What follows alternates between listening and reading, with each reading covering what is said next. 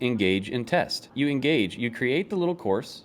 You don't have to sell it for anything at first, but create the little course and then go out there and start talking about your course on social media. Hey guys, I created this video to show you my course. I created this video to show you this. I created and see what happens. Do people give you feedback? Are they like, wow, thanks, that was really good?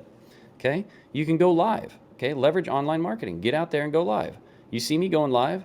I got my phone, I got my whiteboard, and I'm just talking to you, and I'm kind of like doing it right now, sort of, right? Like I'm just creating a video talking to you about what I'm doing. What else are you going to do? You know? And I'm not, look, I got a picture that ChatGPT made me. I just said, show a girl going live on TikTok Live and have a whiteboard in the background. And this is what it created for me. Go live. Talk about it. Go into communities. Go and share what you're doing and talking about and see, do people respond to it? Do you get signal back from the marketplace? And if you do, start asking lots of questions.